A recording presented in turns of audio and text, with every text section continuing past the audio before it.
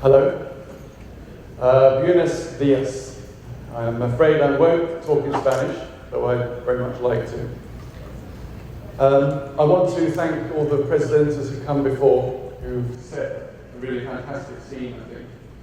Today I'll be looking at some of the more detailed issues that arise from some of the bigger frameworks that they set out yesterday. Who am I and why am I here? I come from AMF Foster Wheelers, a big company, 40,000 people, office in Peru, and we work a lot on resource industries generally. We have a commercial perspective, but we work a lot for governments. We've recently been working on the supply side in Peru in the grey infrastructure area. I've done economic work on pricing and regulation for 20 years. I've worked a lot on transitional regimes, liberalisation programs, not that I'm a fundamental believer in markets. I think, in fact, water is a fascinating area to work because economics work doesn't really work very well. And that's as much a problem for economics as it is for water, in fact. And I've done a lot of valuations work. I've got four main sections to this talk. I'll talk about economic instruments, and really my spin, if you like, is economic instruments and cities. The focus of the session is on groundwater, and so I'll look at that. And I'll bring up some examples from around the world and try and inform the debate here in Lima. And I've got some concluding remarks. And I've got some letters on my slide so you can tell where we are in the process. If it's getting too tedious, you can work out how much there is to go. But I hope also we can keep the focus on these different sections. Economic instruments have a wide range. They're used for very large things, famously for groundwater management in the US, particularly the western US states, and we all know about California from Gonzalez highlights yesterday. And they've also been used here in Peru, arguably at a smaller scale, perhaps in a more complex situation, looking at the Upper Remaca reforestation. We heard about that yesterday. So there's a big range of possibilities. In general, economics instruments are part of what you could more generally call governance. So how do we manage groundwater? And here we can see that roughly, to spin down my list below there, we've got number 4, the legal and administrative regulations. So that's a licensing strategy. Number 1 is pricing. So what happens when I've got a license? Do I pay for my license? Do I have voluntary actions I can take within it? And number 2, you're starting to look at people actualizing the value of that resource and swapping it. That happens in the USA. Communities have been mentioned, and that's a really important aspect, and I think a big challenge for economics. And just number 5 on that list is the indirect instruments, which are perhaps linked to this story about wider sectors, where you may control something which isn't water to achieve an effect on water. The column on the right has got some challenges there. A lot of them relate to the vast majority and diversity of ways water is used. There are some common themes in economic instruments. They have an objective, which is to better capture society's values. So they're trying to make something sort of usable and organisable in a way that it currently isn't. And they try and support decision-making, good decision-making. So to achieve some form of better system. And in general, they have greater optionality. So a world with economic instruments has more options for people. It's applied often in situations of change where old architectures are more difficult, and particularly because of their economic flavour, where scarcity is an issue because economics is about rationing. They tend to make links across institutions, and in the bottom they often have a real-world approach. They don't need to be theoretical. They can just look at the bottom line for people who care about bottom lines. They can look at realities of the market, that there's dominant players, that industries are family-owned, that things have happened in a certain way for a very long time. There's alternatives, of course, which may not be financial or economic. And there's practicalities of data availability and ownership. And it's a theme I will return to, it's been raised, and it is critical, so I'll make the point that that falls under the knowledge and information category that we recognise as critical. They can be used in almost any context. People always say, oh, tell me what an economic instrument is. And you can give them an example. They say, well, that's not really like my situation. And so they need a sound understanding of the sort of fundamental drivers. They need a legal framework. They are difficult to implement unless there's recourse or obligations or rights that people stick to, commitment of some form. Lots of history matters to economic instruments. There's no point denying they are not new. They are used in certain aspects of the past. Future realities are often very important and often ignored by current people. Population growth is an obvious one, urban migration, and the cost of implementation. Economic instruments are not a free ride. There's also expectations which, of course, differ from realities frequently. People want no change. Why would they want change? Prices always follow a simple trend. There's never any jumps. We're increasingly getting used to the jumps. And there's always promises from new investment. They have challenges, and they all have unique challenges. But some of the ones which commonly occur are a lack of understanding.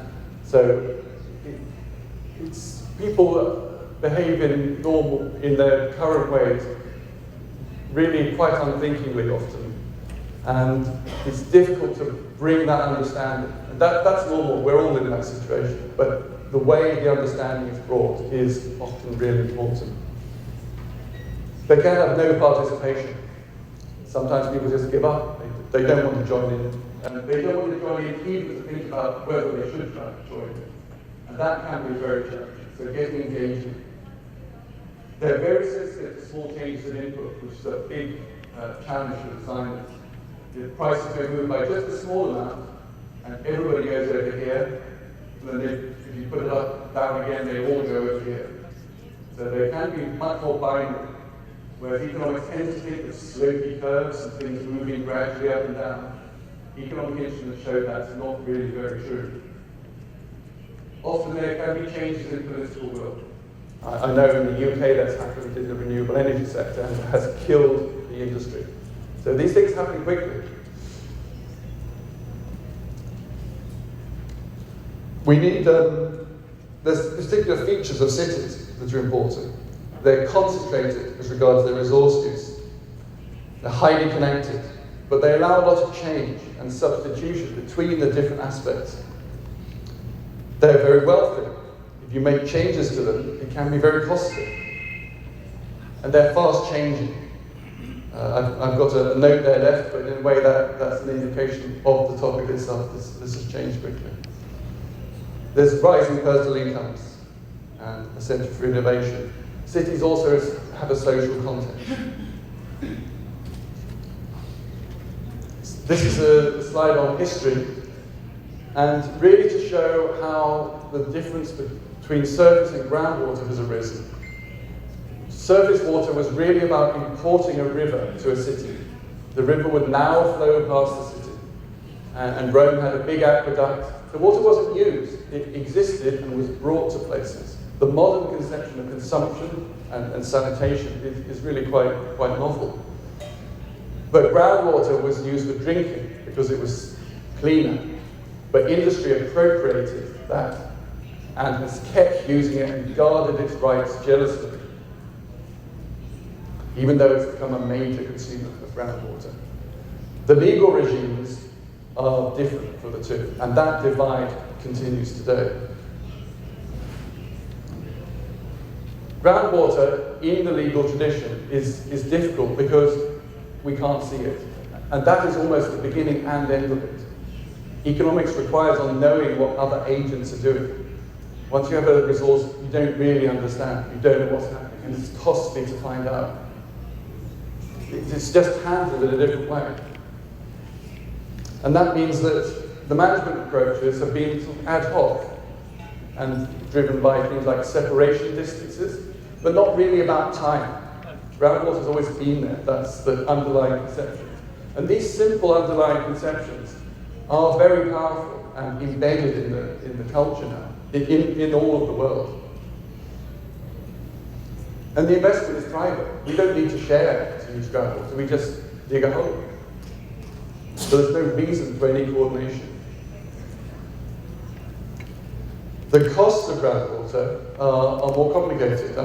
This is a kind of technical economic slide that maps out some topics that I'll pick up later. So I don't expect it all to be easy to understand, but I'll try and make it so. So the first thing I've got on my diagram is a reservoir over here and a pipe. Then there's a network. There's some artificial recharge which goes into this aquifer, and then there's abstracted here. So there's four main components. Now, the costs of groundwater, you can see that these things are inherently interconnected, but there's claims that the cost of groundwater should be just for pumping, just to extract it. That's one idea. The second idea is it should be the pumping plus the cost of digging the hole, which is a kind of operational and capital investment conception. That's fine for the private level. But should the cost of groundwater include the recharge infrastructure up here? Maybe yes. But if it includes the recharge infrastructure, will it have to talk to people using the surface water about how much can go into recharge versus how much goes into the reservoir? Probably yes. Is it an interconnected system? Well, it's a choice. You can conceive of it in different ways. And probably what matters is how big the pieces are in any one circumstance.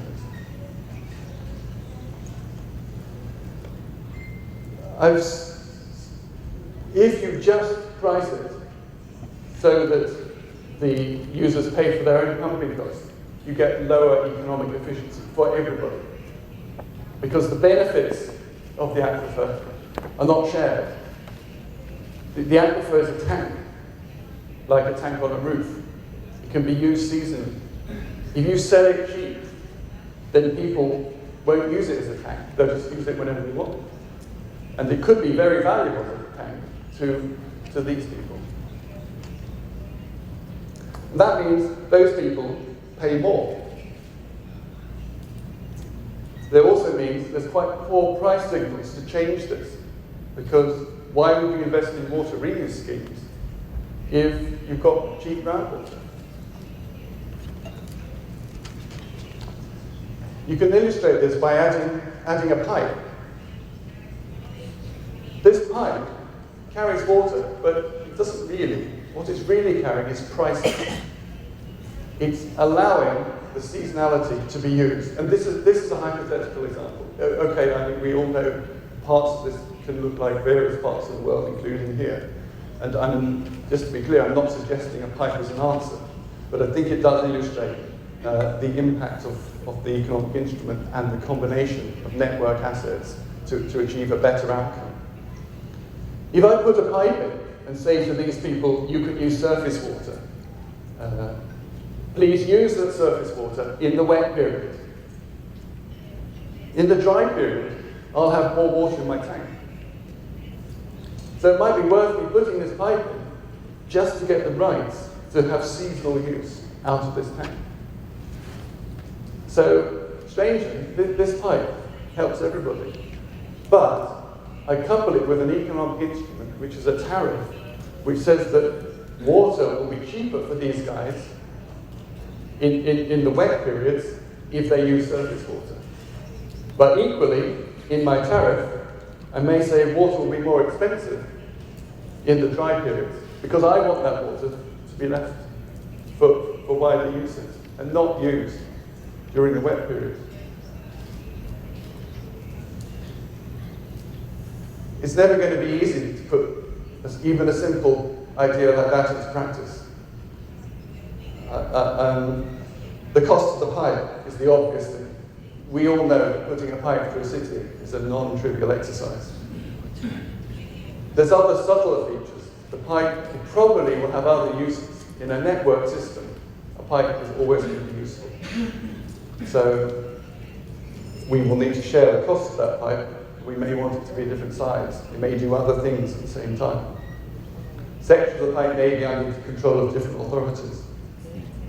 The tariff itself is critical. That's what's driving the change. I can put the pipe in and nothing may happen because I haven't put the right tariffs in place to go with the pipe. Some of the schemes may be possible in a legal way or not, depending on the license conditions. I may want to subdivide my network. I may want large users, small users to be treated differently. I may negotiate with them. I may want to, what users will probably want in this scenario, water quality guarantees. And in practice, that would mean, when can I go back to using groundwater, even though it's a wet period, because the water quality is so bad? And I want to pay the new price, which is the low price you offered me, even though there is surface water available because of water quality. So there's associated issues.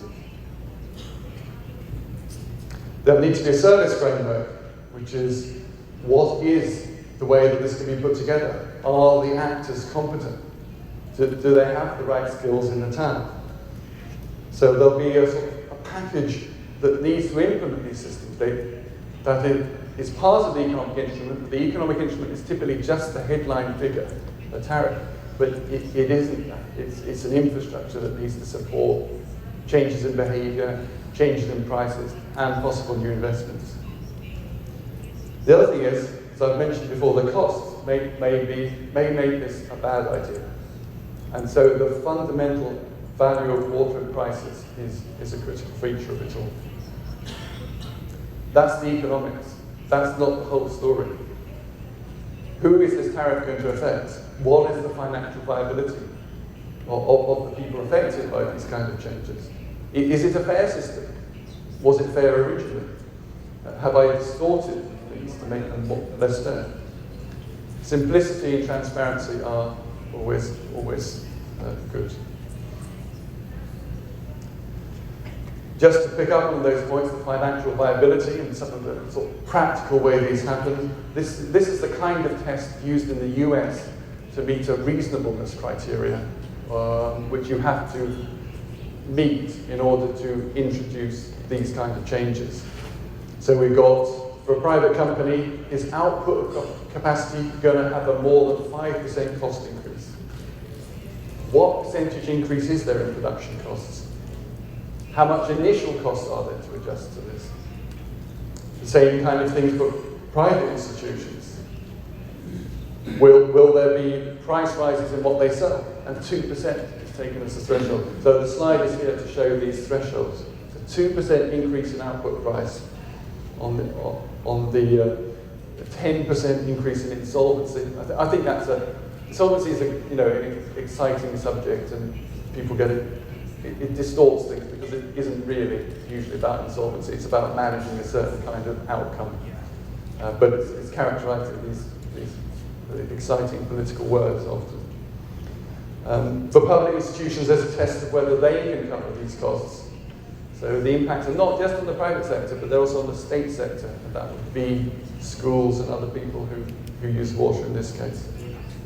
There's also need to consider the effects on employment, other resources, the environment more generally, future investment, i.e. a company may not be able to invest in a new factory because of paying for higher charges for water, and the delay, because not committing to schemes in time leads to delay, and that leads to what's called in English blight, which prices are depressed because of uncertainty.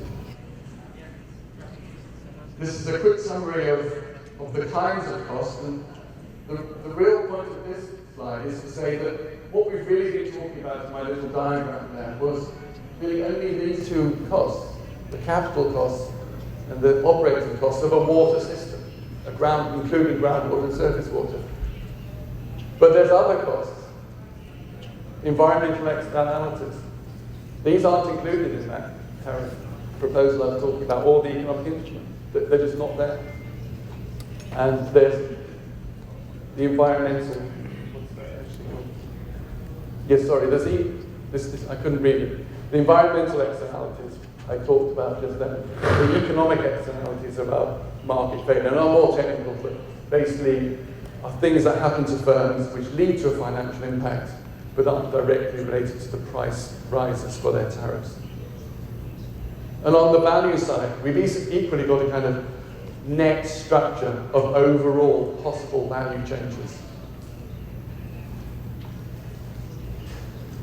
Transition, I think, is one of the biggest issues with economic issues, and arguably a good thing. If you can manage transition, you are doing it, basically. You don't need to worry about what the instrument it will end up in. If you're transitioning, that's good. And this is a World Bank typology, and of which I really point to the three sections, 3B and 3A. 2A is significant stress, and that's where regulatory framework is needed, they say, with a comprehensive resource assessment and critical appraisal of aquifer linkages. So I think we can all see that that's the kernel of this diagram. And it can become uncontrolled, and then horrible things have to happen, and that's probably what's going to happen in California. And then 3B is it's stable, where you've actually got proper management, some degree of self-regulation, which I think is optimistic, but there's a lot of aquifer knowledge. So that's the World Bank typology, which I think is excellent. This is some types of economic instrument. I've really talked about tariffs, I suppose, more than anything. But I'm going to illustrate two here in the context of international practices, and really focus on the first of those, charges for groundwater, but I'll also illustrate a case with charges on energy. But to run through the broad categories there, the economic instruments are listed in this section. But we've also got regulatory instruments, and we've got these voluntary approaches as well. So there's a wide range, and I personally see the regulatory instruments as very much about controlling quantities, and the economic instruments about controlling prices. That is oversimplistic, but it gives a kind of flavour that regulation leads to sort of certain allocations of quantities of water, and the economic instruments allow that to be priced. There are, I'll just pick out one or two just to kind of illustrate the variety. Land-based transfers is one quite interesting one. That's where the US has purchased land, agricultural land, and then taken it out of production. And that obviously has reduced the water requirements because nothing's growing there. And to pick up a point, buying other water-using assets would allow similar things.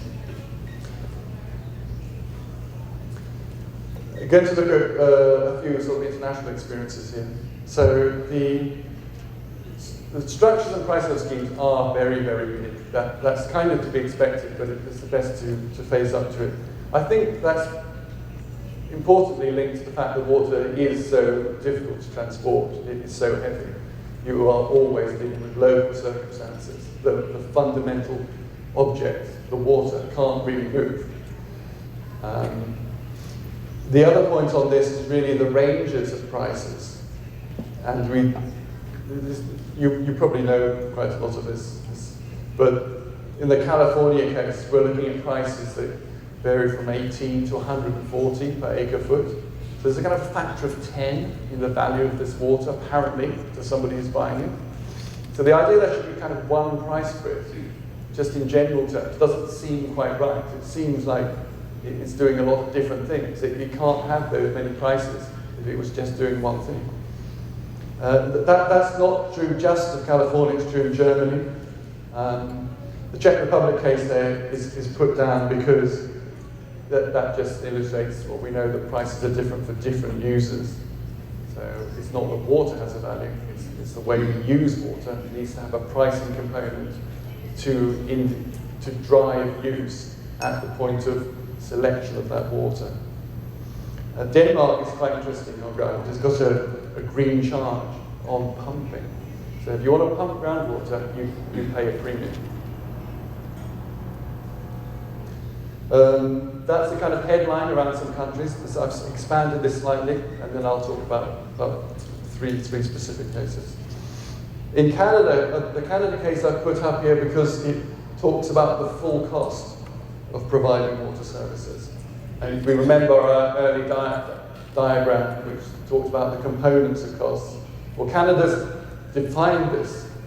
Costs of source protection. That's quite interesting. What does that mean? Operating costs, financing costs, so that's kind of borrowing from banks, and replacement and improvement costs. So it's got a bigger conception, obviously, than just pumping, but it's open, but it's actually defined. It has actually got a very low set of prices, though it does have prices and it does have seasonal prices. So it's got the right structures and at a very low price, which is quite interesting. So philosophically, they like it. What do they want to make people pay a lot? Not really, but they can clearly work around that system. Israel, obviously highly water stressed, and we see some specifics here. So this is really to introduce the kind of components of tariffs. So scarcity rates are added in drought periods. So there's a specific chart in drought, your water price goes up. It is expensive. We talked about desalination yesterday, and that's a 40% uplift to domestic users. And that's after a lot of extra costs, so that's a real big hike. They have a block system for tariffs, so tariffs often move like this. You pay more for higher consumption, and that's true in the domestic sector in Israel. So they're really trying to stop people using water, and again, big steps. I put in the Pakistan case because it is one of the ones that has recognised that it's difficult to charge directly for water, usually because you don't know much about it, but it is much easier to charge for electricity. And having made that leap, down at the bottom of this graph, what we've got is a variable energy charge, a fuel adjustment surcharge, depending on the fuel, and a hydroelectricity surcharge. So they've stuck into their tariff quite a few different components of the system that's delivering that and earmarked them.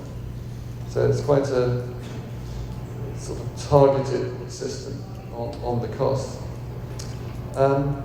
This is where I'm going to talk now about some of the towns that we've looked at. And if you look at cities and groundwater, you inevitably come to talk about Asia, because that's where there's giant cities, that's where there's been a lot of groundwater extraction, and that's where it's caused a lot of problems. So I have got examples from Asia, but they do show what an Asian-type economy reacts to these kind of problems, some of the ways that went around. So in Jakarta, there were some really big problems. So we're extracting over 300 megameter cubed a year, and recharge was 114. So they were seriously mining their groundwater. 72% of their factories were on groundwater. And this leads to land subsidies. So that's their main problem. They get flooding risk from that. Their infrastructure starts to fall down, and they get increased salinization. So these are the sort of unintended consequences of various things. They build up. If you start, there was a good example, I think, from Gonzalo of the clay in California, which cannot be repaired once you've used it, and these cities have that problem. They had a pricing with a block structure, standard block structure, but groundwater was cheaper than surface water. And of course, where I'm really going is to look at this graph. And so when they decided to change the water price for groundwater, they got that kind of reaction. And you'll see it fell off really, really rapidly. So groundwater can be used to switch consumption, and it has been used, it has been effective, and Jakarta is still with us as far as I know. This is an example where it didn't work. This is from West Java. There's a very seasonal water consumption. But I think partially because of the seasonality, there was less commitment to do anything. And the groundwater charge was put in place, but it was not sufficient to cause any change. And this is their growth, and although they had the economic impact of the recession, their growth has basically continued. This is a situation in Bangkok. This is a situation in Bangkok. It's 60% industrial use, 38% domestic. And there was really a massive use of groundwater. As we can see, that total line, the green line, is the total amount of pumping. Again, serious environmental problems you would expect. Land subsidence, quality. But what my real point of this story is to look at what they did with their groundwater charges. And they really, you can see, if they started off here and they went to here, and what happened to groundwater was this. So and this happens over about 4 years, which is somewhat similar to the Jakarta case. So if you put in a groundwater charge that does change behaviour, you can kind of get that kind of response. This is Osaka in Japan, and again, massive growth. This is growth of their industrial output, and this is the subsidence. So that's how much they've dropped in meters. I think it's meters on the left-hand scale. And this is the response in Osaka. And really, my point here is, although this is groundwater, and you can see how much it's been rescued, and this was previous extraction rates. But my real point is about the number of factories, because the issue is always, will this damage my economy? The answer seems to be not really. You can see that it follows the trend, and it's always popular to look at the links between groundwater use and GDP, which are pronounced. They do look very similar.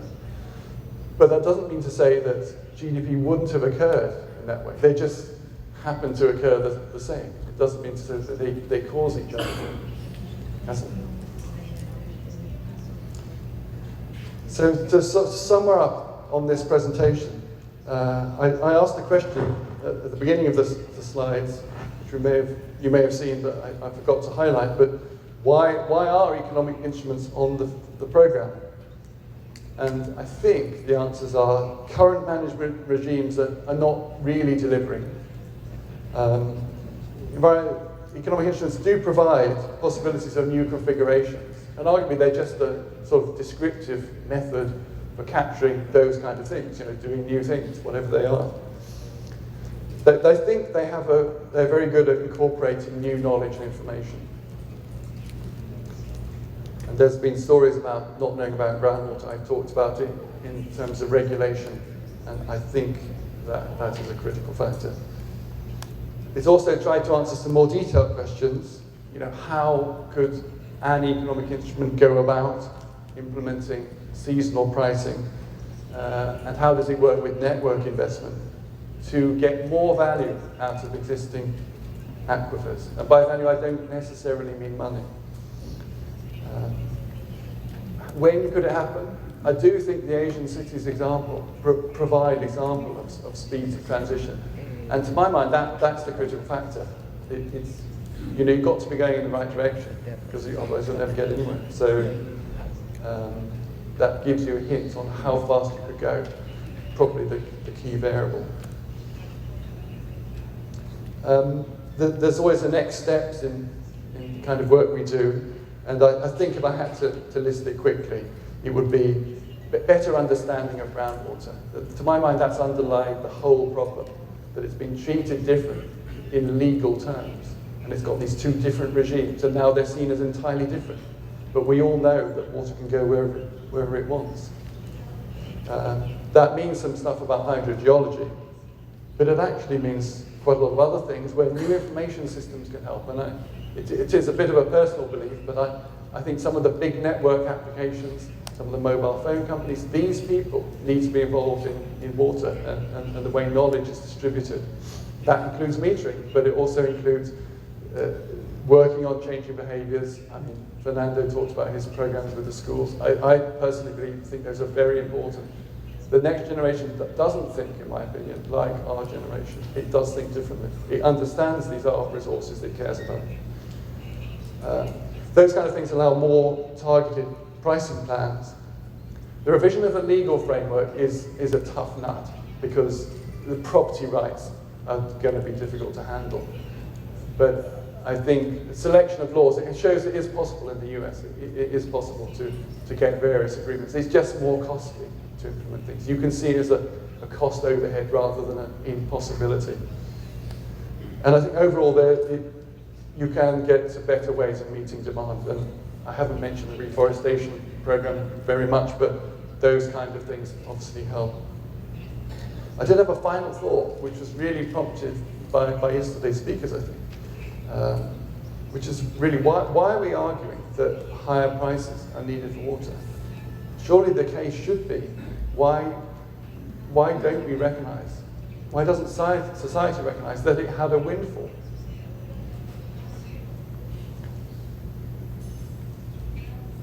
So, I mean, perhaps to clarify that rather, I mean, that's the succinct expression.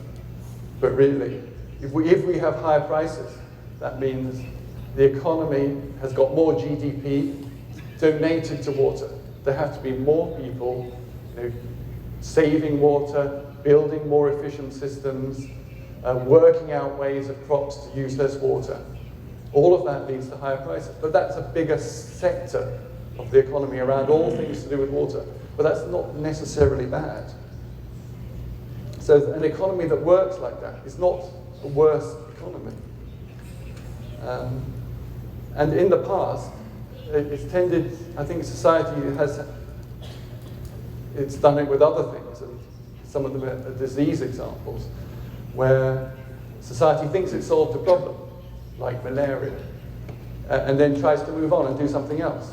And I think it treats water in that way. We've solved the water problem. We haven't, of course, but in many ways, in minds of people, it kind of should have been solved. And why haven't we solved it? And what else needs to happen? But in fact, all that happened was there was a lot of free water hanging around. There weren't too many people using it. Now we're here. It's not that we can go on pretending that's still the world. That was a lucky period. With the populations that we've got, the situations we're in, that just doesn't exist anymore. And then my final splash word is gracias to you all. Thank you very much.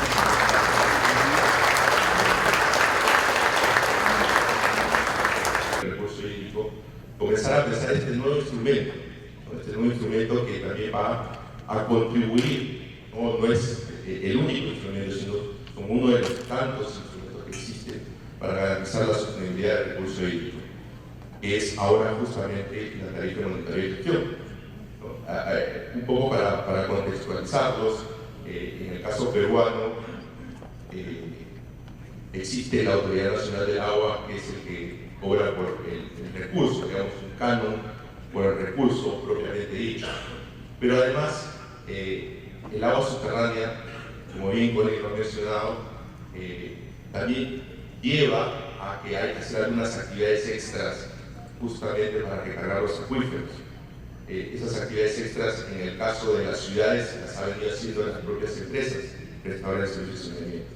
Eso significa que hay algunos costos, no solo en infraestructura, sino también en gestión, que tienen que ser llevadas a cabo. Y eso es lo que ha, digamos, gatillado esta nueva modificación normativa en el caso peruano. La idea es justamente garantizar una disponibilidad hídrica para todos los usuarios al final, usuarios todos nosotros, ¿no? En ese sentido, primero quisiera darle la palabra a Ricardo un poco para que nos comente un poco qué tan importante es, digamos, esta monitoría en el caso mexicano, ¿no? Si nos puede contar algo, Ricardo, por favor. Sí, claro. En un principio quiero agradecer a SUNAS por la invitación y también al doctor Carlos Muñoz Piñas, si de no estar aquí. Y bueno, en cuanto al monitoreo y gestión, les traigo un caso de acuíferos sobreexplotados y los subsidios agrícolas que se aplicaron en México. Como ya hemos visto en anteriores gráficas, el 80% de los acuíferos son utilizados para el sector agropecuario. En México es el 77%, y esto trae algunos costos, ya que en una reseña histórica, en los años 70 había 32 acuíferos sobreexplotados, en los 80, en 2004 104 y en 2005 ya había 105, de un total de 282 acuíferos importantes en México. ¿Qué trae esto de la sobreexplotación de acuíferos? Trae costos a las generaciones futuras de agricultores, trae desabasto a ciudades de industria y trae una crisis por la sobreexplotación, por intrusión salina o por concentración de tóxicos. Bueno, en México el subsidio es de 1.84 pesos. El subsidio en 2003 le costaba a la federación 5.600 millones de pesos, y en 2013, ahorita les platico la historia, le cuesta 15.080 millones. Entonces, ¿qué pasa? ¿Qué pasa con la historia? En 2003 hay dos tarifas. Estas dos tarifas, la federación crea otras dos tarifas para tratar de regular a todas las personas que extraen agua. Hace las otras dos tarifas con más subsidio. Entonces, a la hora que hace las otras dos tarifas, muchas personas se empiezan a regularizar, pero al tener más subsidio se empieza a notar que las tarifas están controlando a los, digamos, informales y a los formales. Bueno, Carlos tiene una frase que me gusta mucho que dice: el subsidio, la tarifa no se elimina, solo se transforma. Entonces, ¿qué pasa aquí? Al tener una baja electricidad, el agua se toma barata y no se utiliza eficientemente. ¿Cuáles son los efectos? A corto plazo se tiene una falsa rentabilidad de los cultivos, se tiene a mediano, no hay incentivos para una mejora en la tecnificación, y a largo plazo es una pérdida de competitividad y un agotamiento por el bombeo. Hay unas propuestas de reforma porque las nuevas tarifas están más subsidiadas, y la propuesta de reforma es hacer incrementos graduales en la tarifa sin la compensación hasta llegar a eliminar el subsidio. La otra propuesta sería un incremento directo en la tarifa con compensaciones graduales a los usuarios. Y la tercera propuesta va con un programa voluntario de renuncia. Los usuarios renuncian voluntariamente y se les da apoyos económicos para su tecnificación, para el uso más eficiente del recurso. Ahora, me parece, con respecto al cambio climático, esto tiene dos incentivos, que sería la mitigación, que los cálculos que se hicieron mitigaríamos durante el periodo de quitar el subsidio, sería de 3.1 millones de toneladas de dióxido durante el periodo, y de cada año sería 2.8 millones de toneladas. Y en cuanto a adaptación, esto se toma como un seguro ante eventos meteorológicos extremos. Entonces, con los cambios de clima y con las sequías que creo que en Perú se dan en el sur y en el norte hay más disponibilidad de agua, en México es el caso contrario, las sequías se dan en el norte y en el sur hay más disponibilidad, se toma con la tecnificación y con el ahorro de agua se tomaría como un seguro a eventos meteorológicos futuros y extremos. Entonces, para esto, para implementar el seguro, se necesita la participación de varias, para quitar la tarifa, para desacoplamiento de la tarifa, se necesita la participación de varias instituciones, como es la Secretaría de Recursos Naturales, la Secretaría de Energía, la Secretaría de Agricultura y la Secretaría de Hacienda. Es una conjunción de varias secretarías para hacer un esfuerzo para conservar los acuíferos que ya están sobreexplotados. Y bueno, en cuanto a la sobreexplotación y en cuanto a mantener el recurso, eso es como ahorita el caso mexicano y muy específico en el sector agrario y en los subsidios. Gracias, Ricardo. Interesante este aspecto de cómo el agua subterránea nos puede ayudar incluso en estas últimas etapas sobre el cambio climático. Y ahí es donde, Gonzalo, yo quisiera preguntarte, ¿por qué crees, dado ya en este contexto un poco más yendo al lado peruano, qué tan importante crees que es este servicio de monitoreo y gestión de las aguas subterráneas para el caso peruano? Más aún, cuando tú nos has presentado que probablemente al 2040, si me recuerdo, Perú podría tener un alto estrés hídrico. ¿Qué tan importante es hoy día comenzar a monitorear y a gestionar el agua subterráneo, justamente pensando en que en el futuro va a haber un periodo de vaca flaca, como se dice, ¿no? Sí, profesor. Efectivamente, si estamos en el caso peruano, me parece que estamos en una oportunidad única para Perú. Si recuerdan lo que les comenté ayer en relación al caso de California, uno de los motivos que me lleva a pensar que California se va a convertir en una buena práctica de verdad, no por lo que mencioné ayer, porque ayer mencioné que California es una buena práctica en el sentido que ha cometido todos los errores posibles. Pero soy optimista y pienso que van a resolver el problema. Y una de las primeras cosas es recuperar el gobierno de las aguas subterráneas, que estaba absolutamente descontrolado. Yo creo que en ese sentido el decreto legislativo 1185 que se aprobó en agosto en Perú, yo creo que establece una línea que es absolutamente de relieve y en algún sentido innovadora, con todas las dificultades propias del contexto peruano, ¿no? O sea, a lo mejor la dificultad de establecer una tarifa que en algún sentido tiene que ser o que responder a compatibilidad de incentivos con la retribución por el uso de agua que contempla la ley de recursos hídricos y que cobra la ANA.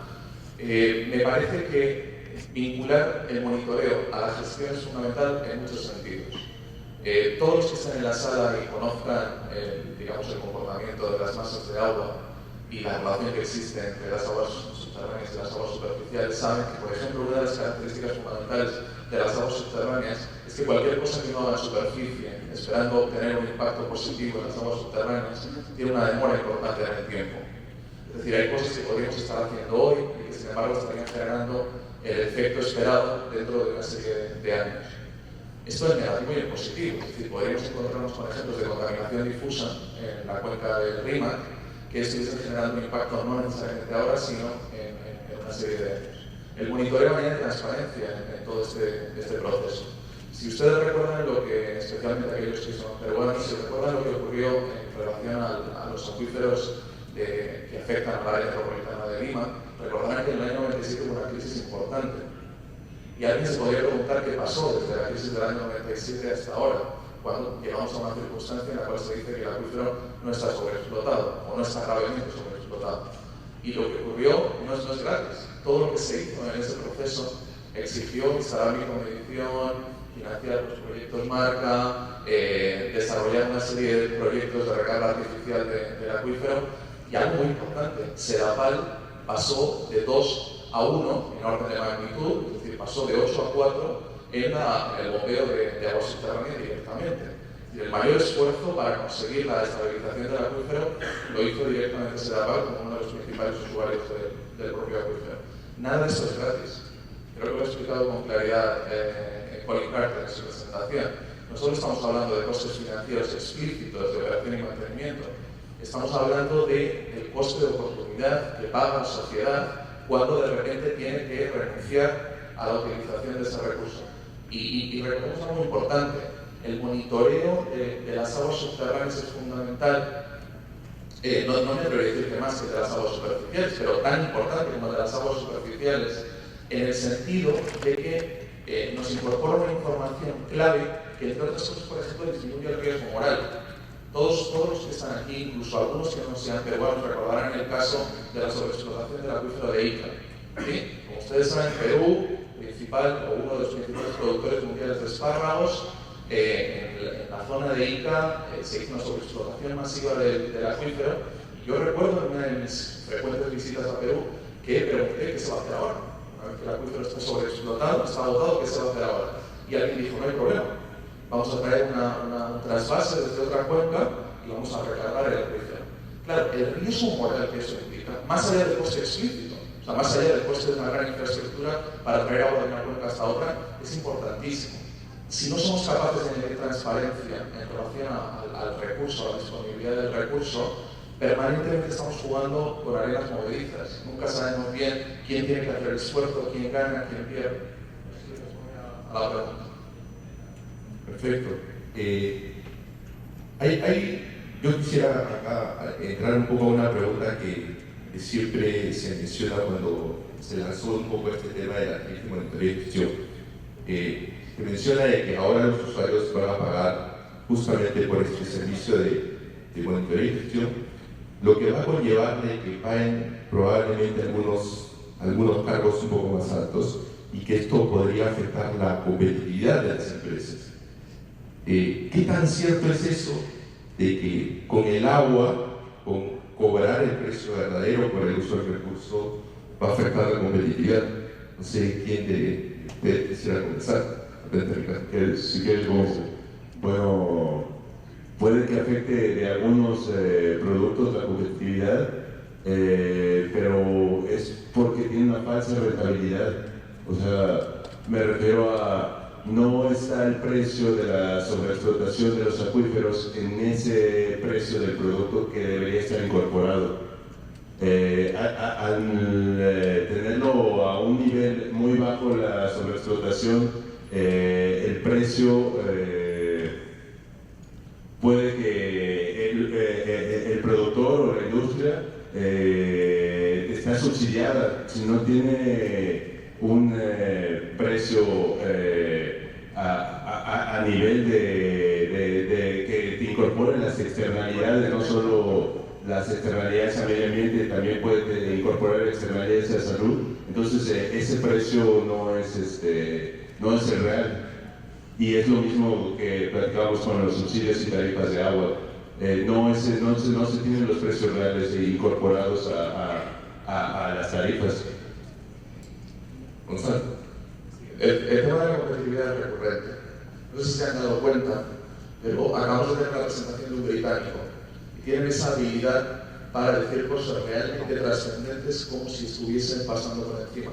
El término con un slide en el que utilizaba un término que yo creo que planteaba desafíos incluso para los intérpretes, que es el término windfall. Esto tiene que ver con lo que se llama una ganancia inesperada, no sé cómo lo tradujeron los intérpretes, pero tiene que ver con un beneficio inesperado. Aquí de lo que se está hablando es de que los determinados usuarios están obteniendo una ganancia con la que no tendrían que contar si existiese una regulación más avanzada en relación al recurso.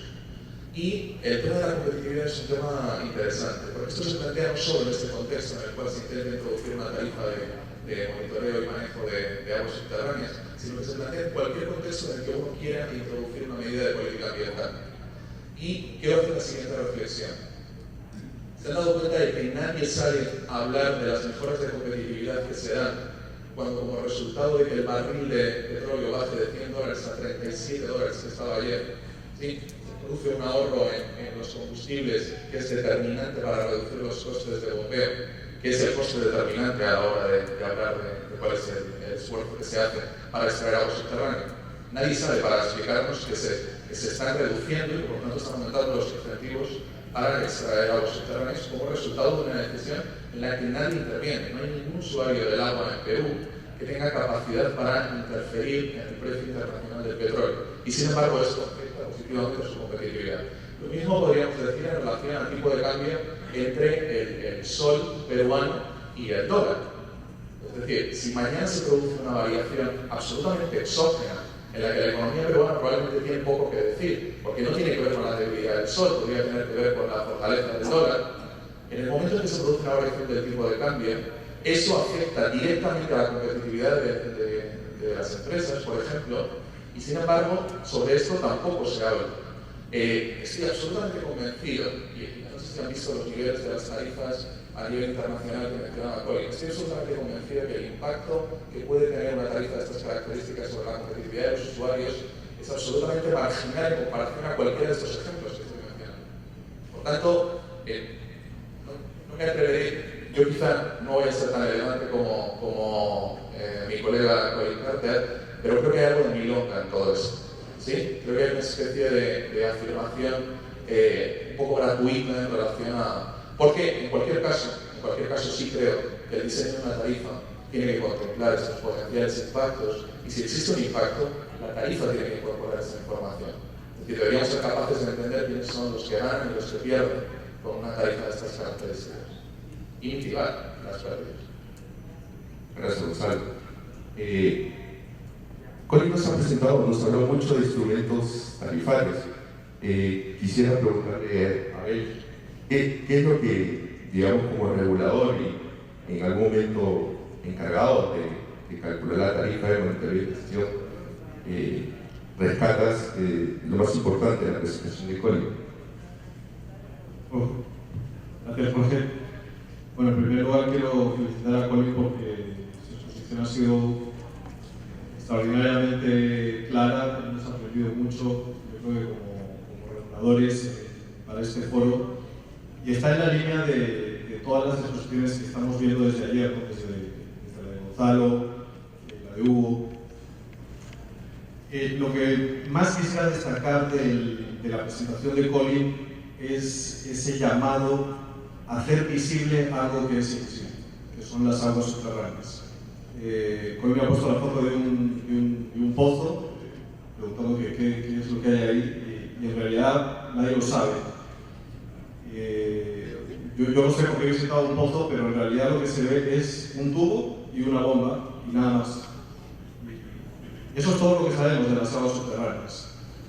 Pero que las aguas subterráneas sean invisibles, sean difíciles de cuantificar, de gestionar, que pasen años, como dice Gonzalo, desde que se hace una acción hasta que se nota un efecto, no quiere decir que el efecto en el uso que hacemos de las aguas subterráneas sea invisible, todo lo contrario. Y ayer pues, hemos visto pues, los casos que nos ha contado Gonzalo, no solo con fotos muy bonitas de los mapas, con color rojo diciendo sequía, sino el efecto con fotos reales de lo que le pasa a la gente y a las empresas cuando nos quedamos sin agua subterránea, que en última instancia es la reserva, ¿no?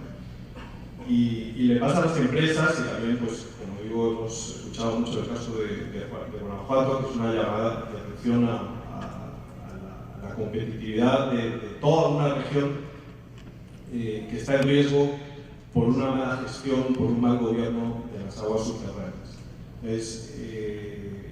Estoy muy contento de que en este foro comience a visibilizarse el problema que hay de aguas subterráneas, porque el hecho de que no hayamos tenido un problema hoy o que la última crisis haya sido en el año 97 no quiere decir que el problema esté ahí latente, ¿no? Esto debemos recordarlo. También quiero destacar que no quiero ponerme pesimista, quiero rescatar el mensaje optimista que nos ha dado Gonzalo también, de que a veces es bueno llegar tarde. Probablemente ninguno de nosotros empezamos a navegar por el internet usando el Google Chrome. Empezamos con el Netscape, que fue el que llegó primero, pero otros lo hicieron mejor, ¿no? Yo creo que esa es una gran oportunidad que tiene el Perú de mejorar el gobierno de las aguas subterráneas, considerando las acciones que está haciendo el Ministerio, el llamado que hace el decreto 1185 al regulador y por qué no, pues todo el proceso que implica la aplicación del establecimiento de la metodología y luego posteriormente la fijación de la tarifa, ¿no? Que son procesos absolutamente públicos y en los cuales hay una participación para los usuarios. Yo creo que en este caso estamos todos en el mismo barco y debemos, cada uno desde su posición, aprovechar la oportunidad que el sistema regulatorio ofrece para mostrar nuestra opinión a la hora de dar una tarifa. Otro aspecto que quisiera destacar también de la presentación de Colin fue cuando nos hizo un gráfico muy clarito en el cual pues veíamos cómo tenemos el bebé arriba, hay una ciudad abajo que usa el agua superficial, tenemos un reservorio, hay usuarios de aguas subterráneas y en algún momento aparece un tubo que conecta el agua subterránea a la ciudad. Y eso es lo que ha pasado. Es decir, después de esa crisis ha habido acciones por parte de SEAPAL. Al fin y al cabo, el agua subterránea es una fuente muy importante para SEAPAL, sobre todo en la época seca, al igual que sucede en otras muchas EPS. Pero Colin nos ha dejado un mensaje muy importante, y es: este tubo, si no hay tarifa, no vale para nada. Y eso también me gustaría destacarlo, porque, como digo, el tubo ya existe, pero ahora lo que nos toca es establecer una tarifa que ayude a que el uso conjunto de agua superficial y de agua subterránea sea el mejor posible para garantizar la seguridad hídrica, para que el día de mañana, cuando abramos el caño, siga saliendo un agua que podamos beber. Entonces, estamos en esa fase, ¿no? de establecer cuál es esa tarifa, y para ello, pues, vuelvo a felicitar a Colin porque nos ha mostrado toda la gama de instrumentos económicos que tenemos, nos ha mostrado todos los costos que podrían considerarse a la hora de establecer la tarifa, nos ha mostrado también casos de éxitos y de fracasos en muchas partes del mundo, porque este no es un problema que vaya a ser solo para Lima, este es un problema que se da en cualquier gran ciudad del mundo, y nos ha vuelto a dejar también un mensaje importante, y es el manejo de la transición del sistema que tenemos actual, que definitivamente no nos está protegiendo contra ese riesgo de quedarnos sin agua, hacia un sistema en el que tengamos una mayor garantía de que vamos a poder tener agua para el consumo humano, para nosotros mismos, y agua también para las empresas, porque al fin y al cabo las empresas producen cosas que también necesitamos. Entonces, ese aspecto también me ha parecido muy ilustrativo, esa llamada de atención a la fase de transición, que pues, es algo que tenemos que tener en cuenta, y no solo como reguladores, sino como la tarifa por el uso del agua. Yo creo que estos son los tres aspectos más importantes que destacaría de la presentación: hacer visible el agua subterránea, que es invisible. También la tarifa nos ofrece algo, ofrece la posibilidad de que se financie algo que todos los expertos nos están diciendo que es muy complicado. Es difícil saber el manejo de las aguas subterráneas, es difícil de saber cuánto hay, es difícil de saber cuál es la extracción óptima. Es difícil, pero no imposible. Como nos ha dicho, la tecnología está de nuestro lado, podemos utilizar, cada vez es más barato saber esto, pero necesitamos tomar acciones precisas, y para eso la gestión no puede empezar sin un adecuado monitoreo, como acaba de Carlos Gonzalo. Entonces, la tarifa ofrece eso, ¿no? Ofrece que podamos financiar esas inversiones que necesitamos, los costos para el monitoreo, y a partir de ahí hacer una mejor gestión de la tarifa. Entonces, transparentar algo que es invisible es importante. Tarifa sin infraestructura e infraestructura sin tarifa no nos van a llevar muy lejos. El sistema necesita mejoras, y poner la atención a la fase de transición, que son las grandes cosas que como reguladores hemos aprendido de esta manera de las posiciones de Monica. Muchas gracias, Abel. Antes de continuar, quisiera hacerles recordar que si tienen algunas preguntas, tienen su formulario, por favor. Simplemente estamos haciendo para recoger sus preguntas. Efectivamente, como menciona Abel, va a haber un periodo de transición. Y es algo que también mencionaba Colin al final de su presentación, es cómo pasamos de este esquema, digamos, anterior a este nuevo esquema de monitoreo y gestión. Y en ese sentido quisiera preguntarles a todos, en base a la experiencia que tienen, ¿qué recomendaciones les podrían hacer ahora a las empresas de servicios de saneamiento que se van a encargar de realizar estas actividades de monitoreo y gestión para efectivamente cumplir con ese objetivo, ¿no? de garantizar una sostenibilidad en el recurso hídrico? Bueno, la primera recomendación es inversión en monitoreo. Creo que lo que tú quieres es tener información perfecta para tomar decisiones perfectas. Obviamente no se llega a la información perfecta, se llega a una información o un estimado de una información perfecta, pero en México, para saber quiénes eran los en agricultura, quiénes eran los agricultores informales, entonces fue un proceso de 10 años, pero porque no se tiene un buen monitoreo de la red eléctrica, de los acuíferos sobreexplotados más o menos, que se hace anualmente. Entonces el monitoreo me parece esencial.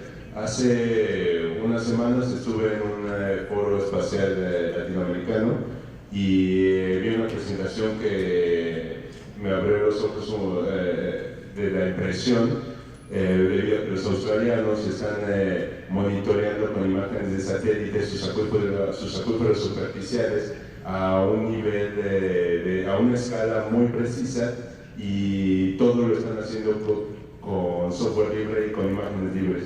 Entonces lo están monitoreando a partir de estadística y les están dando grandes resultados. Entonces ese tipo de modelos es con información de sensores remotos, con información de sensores in situ, son complementos para un buen monitoreo y buena toma de decisiones. Gracias, Gonzalo. ¿Qué recomendaciones podría dar? Recomendaciones, es como realmente importante. Cuando en el momento en que se aprueba esta tarifa, ocurre una buena noticia y una mala noticia para los operadores.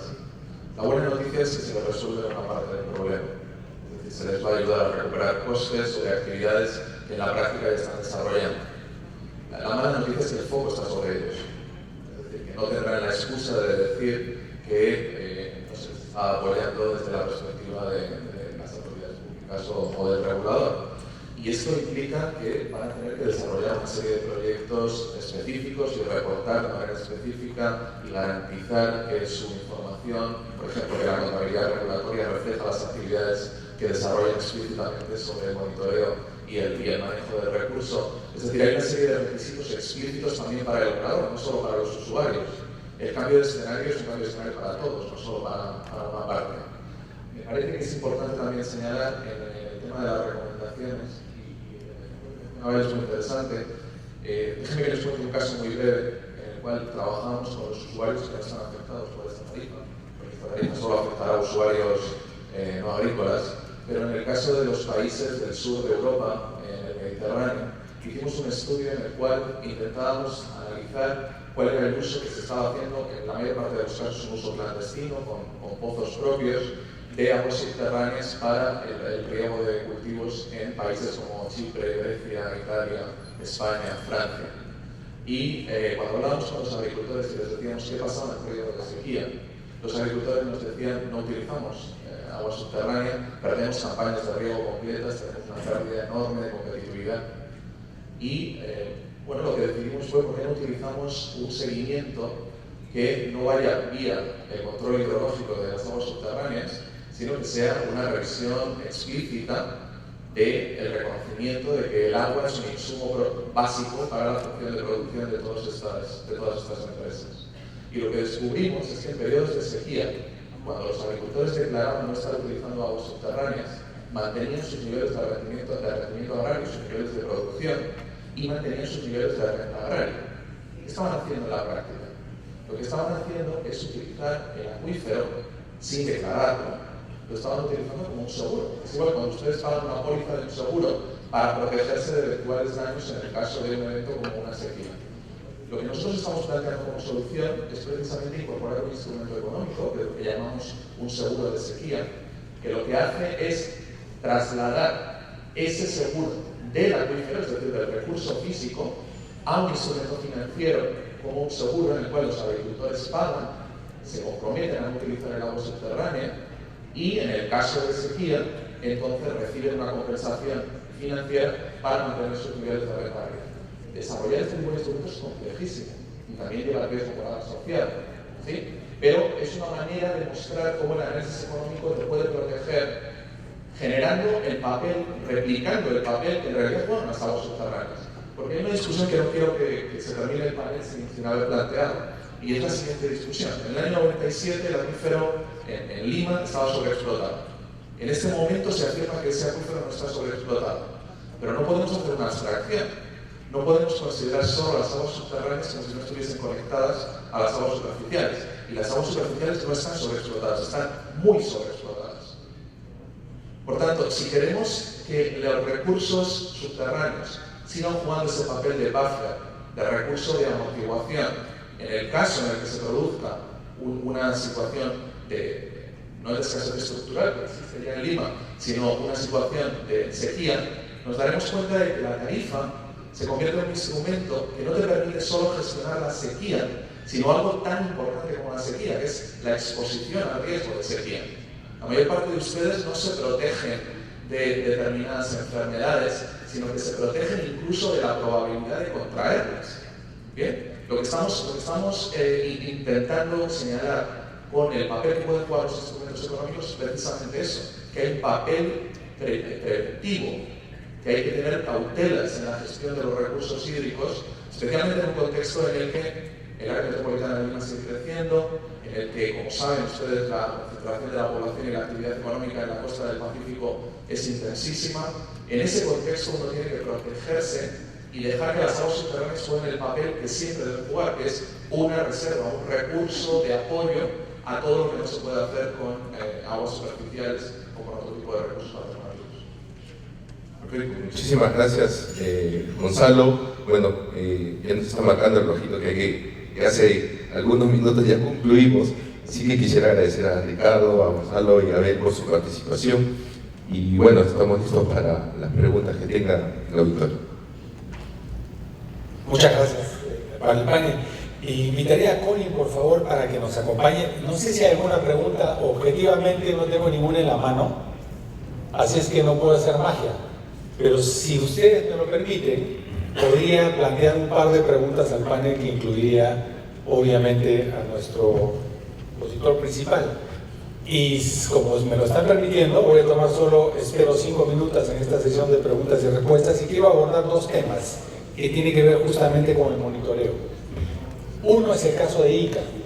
Y como tú lo has visitado varias veces, debo confesar que yo trabajé casi 2 años como mediador en Ica, justamente por un conflicto entre regantes exportadores y entre los regantes exportadores y los no exportadores. Y se planteó justamente el tema del monitoreo, porque había un asunto que era crítico.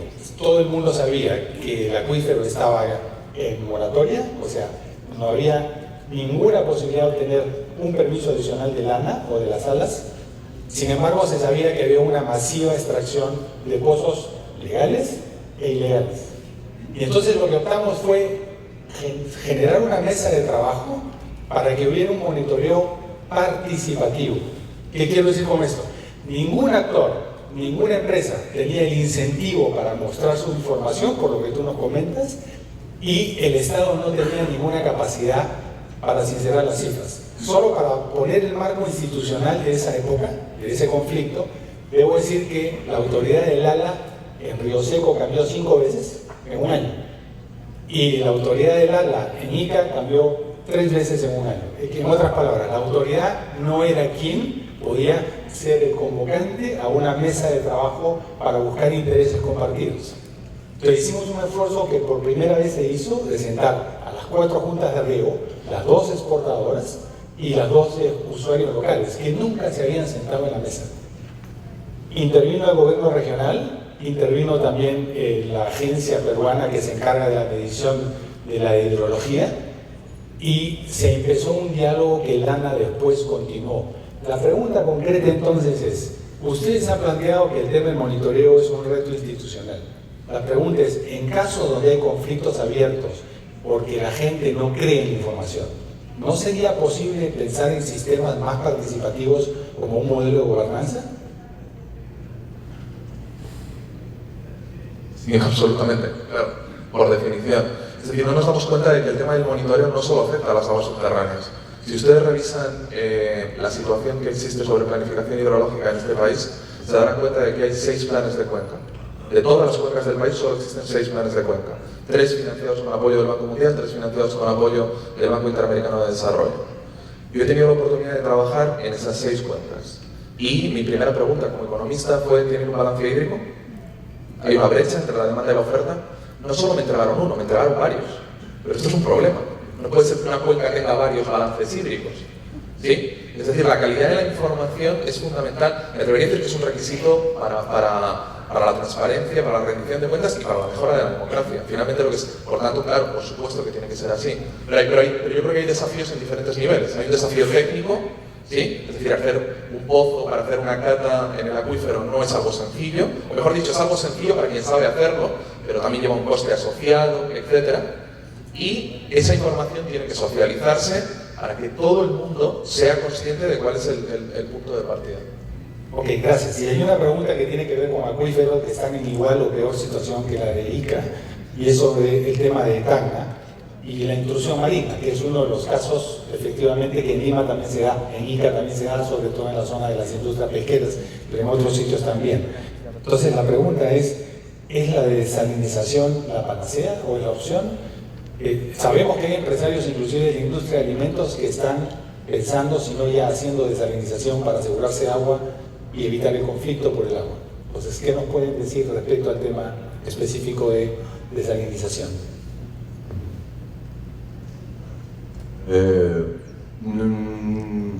No creo que sea la panacea, creo que es un elemento que podría ayudar hasta cierto punto. Creo que más hay que enfocarnos, se tiene que enfocar más a conservar, a la conservación, más que ya pensar en empezar a desalinizar, pero yo no considero que sea la panacea, más bien es como un elemento de ayuda hasta a un futuro, ¿no? Pero ahorita la conservación es a lo que le apostaría. Ok, tengo otra pregunta más y me gustaría que también Connie, si desea intervenir, lo diga. Es, la discusión del panel implica un papel importante del regulador. ¿Cómo se financia? ¿Quién lo paga? ¿Es parte de la tarifa un aporte público? ¿Aparte de la tarifa o aparte se necesita un aporte público? ¿Cómo generar los recursos necesarios? The regulatory benefits is like any section of government costs and needs to be recovered as much as possible from the people who benefit from that. I think in the sense that the tariff might reflect a variety of costs, you'd also expect that tariff to equally cover a proportion of the regulatory costs. So typically you add up the cost on one side and set the tariffs on the other side. So you don't put specific costs against particular tariffs. You handle the whole bundle just as the government collects all the taxes and then it decides its budget. Mostly that seems the most economically efficient, and that would allocate the regulatory costs most efficiently. So yes, it would go into the tariff. ¿Algún comentario adicional? Sí. No, la pregunta es muy relevante. Antes cuando dije que el cambio de escenario, el escenario cambia para todos, también cambia para el regulador. Las exigencias sobre el regulador son superiores. y efectivamente disponer de entes reguladores que sean no solo independientes, sino fuertes, con capacidad suficiente para afrontar todos estos retos adicionales y entrar en un terreno que exige conocimiento explícito es absolutamente fundamental. Pero es que en realidad iría más lejos. En el caso peruano, pero en el caso de muchos de los países de la región, hay todo un tema que está pendiente, que es un tema de reconsideración del mapa competencial. Es decir, en este caso, cuando hablamos del seguimiento de las aguas subterráneas, si ustedes revisan el mapa de competencias en Perú, se darán cuenta de que la ANA también tiene competencias al respecto y está cobrando una retribución por el uso de aguas subterráneas, cobrando a ratos, cobrando de como puede, cobrando con una metodología sobre la que se podría discutir, pero en la práctica ya existe ese papel. Entonces, en la práctica existen dos reguladores sobre el recurso, ¿sí? Y hacer esta distinción importantísima de qué es lo que está regulando cada uno de ellos es parte del desafío que se plantea en el diseño de una tarifa de estas características. Pero estoy absolutamente de acuerdo. Hay exigencias nuevas sobre el regulador, pero tenemos que comenzar a reflexionar si añadimos a esto las exigencias que estaba planteando Antonio, es decir, cómo hacer esto y hacerlo de una manera participada. Porque yo creo que en el tema de la participación en el sector del agua, y lo hemos discutido alguna vez, o sea que creo que estamos de acuerdo, creo que a veces hay, si todos nos planteamos el tema de la participación en la gestión de los recursos hídricos, filosóficamente todas las personas que están en esta sala estarán de acuerdo. Todos estamos de acuerdo en que el ciudadano debe participar. Pero luego en la práctica, si revisamos por ejemplo un estudio tarifario, nos daremos cuenta de que el estudio tarifario incluye fórmulas, algunas de carácter econométrico, que son inaccesibles para el ciudadano. Por tanto hay que hacer un esfuerzo de traducir todo eso a un lenguaje que el ciudadano sea capaz de entender. Yo creo que hay que responder preguntas muy básicas, como las que he intentado plantear tanto hoy como en mi presentación de ayer. Es decir, ¿tiene sentido gestionar un acuífero incluso cuando no está sobreexplotado? Y la respuesta clara es sí, absolutamente sí. Sí, por alusiones como regulador. Con respecto al... Sí quisiera mencionar el tema de la participación es muy importante. Y pensemos de nuevo en las ventajas que nos ofrece el sistema regulatorio que tenemos. Y es que existen mecanismos de participación explícitos para que los usuarios y todos los interesados puedan hacer llegar su opinión. Existen los consejos de usuarios y, ¿por qué no? Obviamente hasta ahora no se había contemplado la posibilidad de que el regulador tenga un rol en el tema de aguas subterráneas, pero ahora esa posibilidad ya es real. ¿Y por qué no podría haber un consejo de usuarios de aguas subterráneas, ¿no? O que formen parte del consejo de usuarios general de aguas, dada la interrelación que hay, ¿no? Como digo, la posibilidad existe, habrá que ver si necesitamos algún tipo de ajuste para fomentar esa participación que bajo el sistema actual no es explícita, ¿no? Y por eso hay que llegar a mesas de negociación un poco por fuera de la... Gracias. Me queda muy poco tiempo para una pregunta más y quería pasar al tema de Lima. Ayer se habló en algún momento, me parece que lo dije yo, el tema del potencial reuso de los desagües tratados. Sabemos que en California y quizá hay otros países que ustedes han estudiado donde parte de la estrategia de la gestión de las aguas usadas es reinyectarlas al acuífero. Y sabemos que esto tiene un riesgo potencial de contaminación. Pero la pregunta es si, por ejemplo, hay experiencias que ustedes conocen de reinyección de acuíferos en pozos costeros, por ejemplo, para evitar intrusión salina, simplemente para eso, como una medida de adaptación a largo plazo para el tema del cambio climático. Y segundo, si es posible pensar en una zonificación en los sistemas del acuífero, de tal manera, por ejemplo, que las zonas industriales, en el caso de Lima están bastante cercanas en el Callao y en otras, o que usan aguas de pozo, podrían beneficiarse de la reinyección de esas aguas usadas, tratadas en este caso por Sedapal, en lugar de que sean lanzadas al mar sin ningún costo, sin ningún beneficio para la sociedad, y de esta manera también hacer que se pueda manejar instrumentos financieros en esa disposición. Obviamente habría que pensar en las facilidades técnicas necesarias para hacerlo. Si hay algún riesgo en hacerlo y cuál sería un análisis costo-beneficio en caso de que hayan experiencias donde ustedes conozcan que se haya hecho. Bueno, es un tema eminentemente técnico. pero sí me viene a la cabeza la experiencia que hay en Israel de recargar acuíferos con agua tratada. Lo que ellos hacen es tratar el agua casi a un nivel prácticamente potable, con lo cual no hay ningún riesgo para la salud o la calidad del agua del acuífero, ¿no? No tanto por un tema de intrusión marina, sino como un tema de reserva de agua. Es decir, ellos no pueden permitirse desperdiciar una gota y una de las formas que tienen de que el agua subterránea cumpla ese rol de seguro que mencionaba Gonzalo es reinyectarla en el acuífero. ¿Alguna otra experiencia? Sí, ¿cuál? I only saw this in passing, but it has been suggested that I comment because of the relationship between the city and the surrounding land. And this topic was obviously about cities. And that relationship is part of managing the water balance. The upstream and downstream reforestation type projects show that for surface water. But in a sense, that can be applied, the relationship between parts outside the city and parts inside the city on groundwater.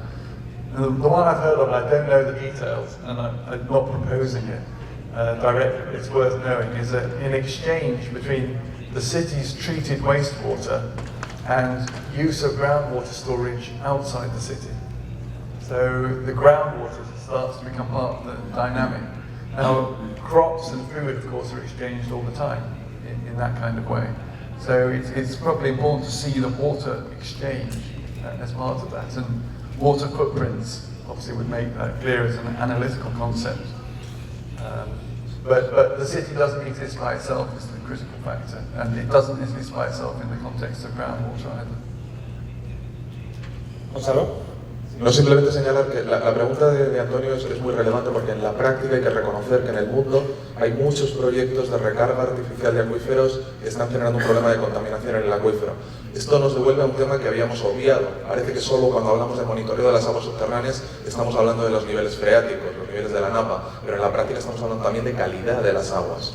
Y efectivamente existen experiencias, tecnológicamente se está resolviendo ese problema, pero creo que una de las oportunidades que ofrece una tarifa de estas características es precisamente incorporar criterios racionales para la gestión, de manera que podamos saber exactamente, por ejemplo, si el coste unitario de garantizar la infiltración vía artificial de 1 metro cúbico en el acuífero es un coste superior al coste de que esa infiltración sea de manera natural. Y esto nos conecta con la discusión interesantísima que se dio ayer por la tarde de infraestructuras verdes, planteada por ejemplo por Marta, por Daniel o por Hugo, cuando decían, bueno, habrá que buscar la conexión, en qué momento las aguas subterráneas, las infraestructuras verdes se convierten en relevantes. Creo que este es un contexto. Es decir, una de las cosas que estamos haciendo con toda la inversión que lleva incorporada una cantidad importante de concreto es precisamente sellar el suelo. Estamos mitigando la capacidad natural del suelo para drenar. Y eso tiene que ver con limitar aportes a las aguas subterráneas. Si somos capaces de incorporar en nuestra planificación urbana, por ejemplo, sistemas de drenaje sostenible, lo que estamos haciendo es precisamente contribuir. Pero ahí el desafío de calidad se vuelve a plantear, porque esa escorrentía superficial que termina infiltrando en el acuífero también arrastra contaminantes. Por tanto, la recarga natural no está exenta de este problema de calidad. Tenemos que seguir haciendo monitoreo de las aguas subterráneas.